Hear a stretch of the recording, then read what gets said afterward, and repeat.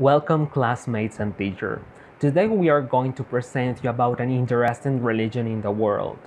Through this presentation, we're going to talk to you about the most important aspects of the Jewish religion. On this occasion, we will see its characteristics and the influence that this religion has on culture, politics, and tourism. I hope you enjoy our presentation. My name is Johnny Ken, and let's get started. Well, first of all, we have the characteristics that surround and develop Judaism.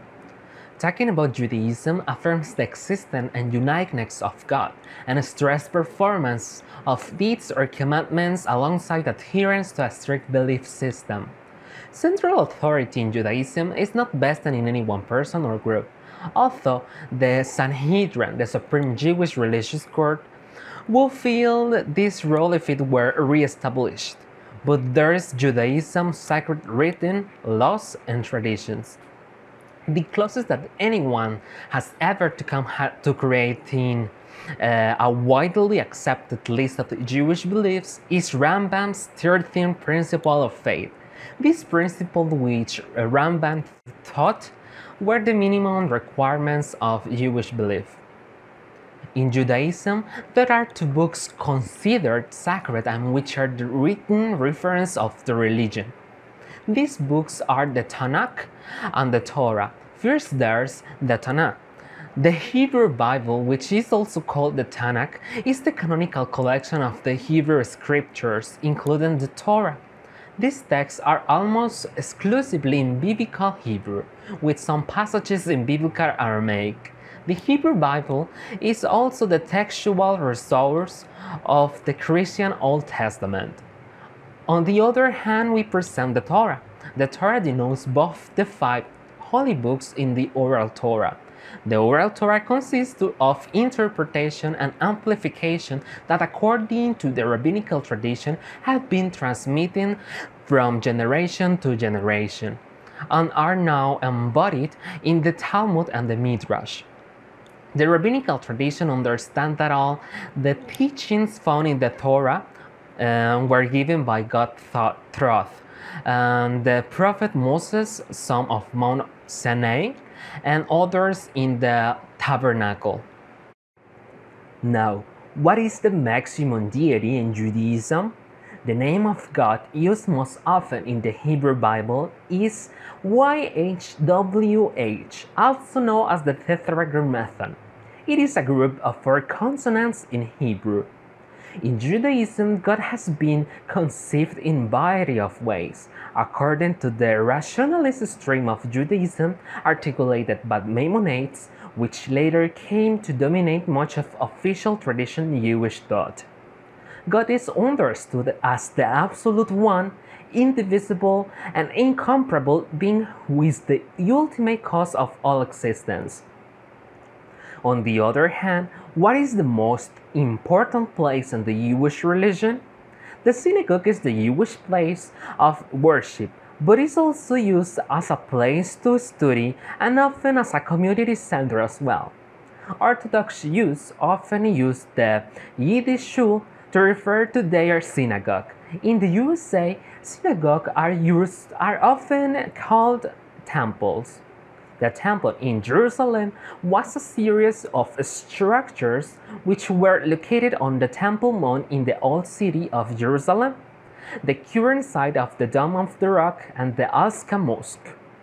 These successive temples stood at this location and functioned as a site of ancient Israelite and later Jewish worship. Now let's talk about the distribution of this religion. Where Judaism is present today, 43% of Jews today live in Israel, and another 43% live in the United States and Canada. The remainder reside in Europe, and there are minority groups present in Latin America, Asia, Africa, and Australia. The map presented shows where Judaism is currently practiced around the world. Thank you so much for your attention. Now it's turn of our classmate Ruby, who will explain to us the cultural aspects influenced by Judaism. Hi, my name is Ruby Hernandez. I'm going to speak about the culture, social life, Every activity that a Jewish person does every day or weeks has many meanings and is known as halacha, which means way in which you eat, run his business, raises his family, etc. Education. Children must go to the school to learn indeed about the religion and Torah. The introduction to the Judaism is compulsory for everyone. This is a course that lasts 5 weeks and is a prerequisite for the welcome workshop, which another 38 weeks course. So that when they are adult, they have a great knowledge of this religion. Marriage and wedding ceremonies. They are 30 types of Jewish weddings. They can be done of couple who wants to join the marriage. An example is aufruf. Aufruf means to call is that they call the bride and groom to go to the Torah. This again to give them a blessing. Then a rabbi make a blessing called a misheverash. And at that moment, the guests thrown a sweet and the couple to which them a sweet life together. Kosher. What is the eating code? You eat certain type of food and are very strict about the feeding produce. And they eat kosher type food. It is a long process from the way an animal is raised. The produce who of food made to how it is serviced. Jews cannot eat blood, salted, shellfish, and they can drink dairy. And after 3 hours of eating meat, because they cannot eat together. Dress code. There are 3 types of Jewish clothing. The first is that Orthodox Jews are the main representation of Jewish dress. Men wears black pants and jackets, in a white skirt and a long black skirt, with a black hat. Women wear long dresses that cover most of the body. Reform Judaism. This is Jews wears a dark tetsudo and a tie with a strong tone. Conservative Judaism. Men wears dressed in long black dresses accompanied by a men's hijab and a hat above the hijab. Now, my colleague Josefina Alcudia will speak to us about politics. Hi, I am Josefina Alcudia and I'm going to talk about politics and Judaism. First, I would like to talk about a reality in the United States. I just found a survey that says that 75% of LA Jewish disapprove President Donald Trump because of his hate speech and also because of a lot of things that he does against them. Well, they feel that it is against them. Also, just to know a little bit more about Jewish people that live in LA, 1 on 5 define themselves as conservative. It means that less than 50% believe that they are conservative. So we can say that there is more than 50% that believe that they are not. Also, just to know, I think it is really important to know that 63% of LA Jewish believe that or define themselves as an ethnic group, not as a religion group. I think it is really important to know because it means that they think that being a Jewish means more than just religion. It is the whole life, like everything changed. So I think it is really important to say. Well, talking about human rights, or specifically talking about the Universal Declaration of Human Rights that took place in 1948, it is believed that the human rights are based on the Torah. The Torah is a document that established the law and also the identity heritage of Jewish people. They believe that this document is a really important piece for the creation of the human rights. But we can say that it is really different, even if they have their reasons to say that, because there is a lot of things that they say about it. They work and they have different purposes, and they do different actions to like follow that information that they establish in those documents. Well, something that is really close but actually is not the same, and that can be an example of the difference between the Torah and the human rights, are the women's rights. There is a really deep conflict between Judaism and feminism. So there are a lot of examples that we can talk about. One of them is the chained women. The chained women is an state where women cannot have the divorce, like the religious divorce, because the men don't want to, so they cannot remarriage. The other example that I have here in the slide, actually the image that we can see, it happens around 2016, and it talks about women having a protest because they want to read the Bible, they want to pray, they want to sing aloud, and that is not allowed for them. So they wanted to do that like the same, and it is not like 100% prohibited. It is prohibited for women do it that in the Western Wall that is in Jerusalem. So they wanted the same rights as men, talking about their religion. And what men did was like blowing high-pitched whistles, trying to drown out women's like voices, like they pray and they are singing and they are reading the Bible and that stuff. So that was the answer.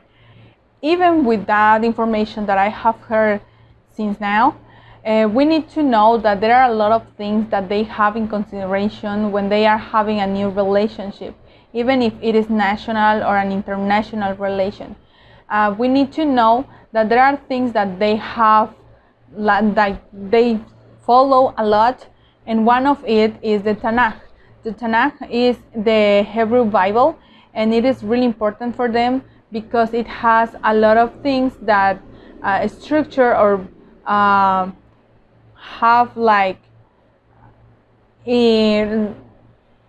that explain how to be or how to react on some situations. So it is a really important consideration to have. Finally, we have the national and international considerations. The first thing that we need to know and have present is that they are going to have a really strong position because of their past. They have lived a lot of different things. For example, the situation with Jerusalem area and the Muslims versus the Jews or Jewish people. And also the Holocaust is another example with the Nazi situation and Hitler and that stuff. So yeah, we need to know that there are a lot of things that we can talk about their past, and we need to concern about it when we are going to have that relationship. And next is going to be my classmate Raquel, that is going to explain the tourism situation and considerations. Hello teacher, good morning. My name is Raquel Gutierrez and I'm going to talk about tourism that is related to the Judaism, that is the relation that we are speaking and explaining, okay? And I'm going to start. Okay, we have to be quickly, okay? Talking about three topics, okay? That is travel accommodations, preparatives, and restrictions, okay? Talking about the travel accommodation, we have to know that they regularly are rich persons. They have money. For this reason, they can stay in the best hotels. The travel accommodation is not a problem for them, okay? Now, we have, as everywhere, exist persons that don't have much money. For this reason, they can stay in other types of travel accommodation, and it's not a problem for them. The hotels not require prepared a thing very special to reside them. Regularly, they are reserved persons, and they bring, for example, their own food. But if you need the service, the hotel can offer the kosher food. That is a certificate that says that you can offer a specific type of food because they don't eat anything, okay? They eat just that is permitted in their law. The Bible says, okay? Like they can mix meat with the milk, or they can eat pork because it's a rule that they can break, okay? Talking about restrictions, they have a special date that is called Shabbat. Shabbat is a day very special because they don't sign nothing. If you're in a hotel and you need the sign of some Jew, you can take it because they never going to sign nothing, okay? It's one of the more important restrictions, and the preparatives is not necessary, just if they ask. Exists a Jew that is called Orthodox Jew, that he needs things like someone touch the button of the elevator because they are in the Shabbat and they going to make a fire. If you touch the electricity, they're going to make fire. So for this reason, they can't do it because it's the Shabbat and they can touch nothing. Now, one important thing that we have to know is what I need to know if I want to travel to a country that practices Jewish religion. If you are Mexican, you just need a passport. That is the first thing, okay? Visa is not necessary and depend of your nationality if you need it or not, okay? Other thing that you have to know is, for example, the vaccines are not required because they don't need this information for you. If you want, you have to have traveler security, okay? One thing that is very important that is more strict for women than for the men is the clothes. If you're a woman, you don't have to show the shoulders and the knees because it's a rule for the women. If you are in a synagogue, that is a place when they are practicing their religion, you have to cover your hair. And if you're a man, you just need formal clothes, okay? If you want to practice some sport, you can have the adequate clothes, but just if you are in the city, take these rules. Another thing that you have to know is maintain a certain distance. If your partner is from another sex, for example, your friend is man, you have to be a certain distance for them, not very close because it's a sign of respect. Things like that are important for a Jew because the Bible says this, and you don't have to break the law, okay? It's a sign of respect. Now, what about the pilgrimage? First, we have to know that today they don't practice a pilgrimage like before, okay? They just celebrate the day as a commemoration of the days that they passed. There existed three very important pilgrimages in the history, of course. That the first is the Easter, or in their language, Pesach, that is inspired in the Easter in the Christian Easter, okay? These celebrations remember when the Israelites go out of the Pharaoh's land, and for this reason is important. The second pilgrimage is the Shabbat. That is important because they celebrate two things. The giving of the law of Moses is the first thing, and this celebration coincides with the date of the first harvest, and they used to have offer an offering of the Temple of Jerusalem.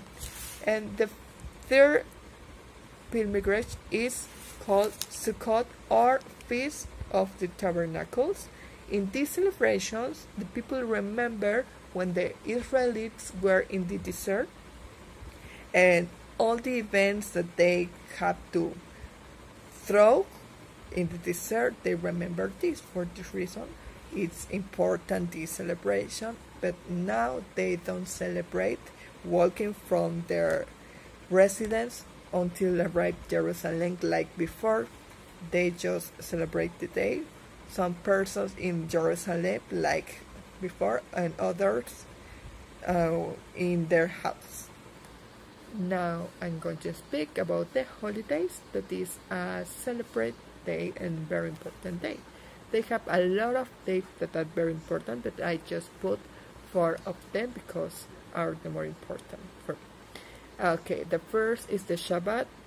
As I mentioned in another video, I said that God took 6 days to create the world, and he took the 7th day to take a rest. For this reason, they celebrate this event every 7th day of the week. The second is a day called Rosh Hashanah, and in this day they commemorate the creation of the world, but is also a judgment day. It depends that your actions God going to calibrate, and he going to decide will be the new year for them. Other day that is very important is the Yom Kippur, or the Day of the Atonement.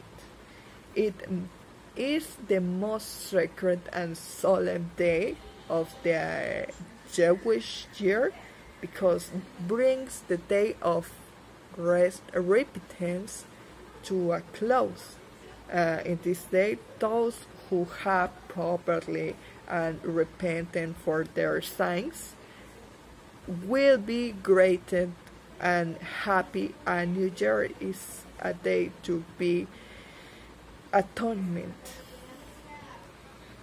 And the last and no more, and it's the same of the important, is the Hanukkah.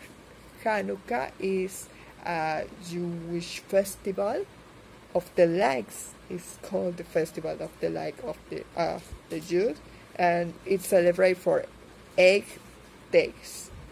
The word Hanukkah means rededication and commemorates the Jews' struggle for religion freedom. As we can see, as we can watch, it's important this day because the Bible says that they have to celebrate different things, and every event of the Bible says for them is very important, so they take a great importance and take the time to celebrate these days, and they work to the end they could celebrate these days.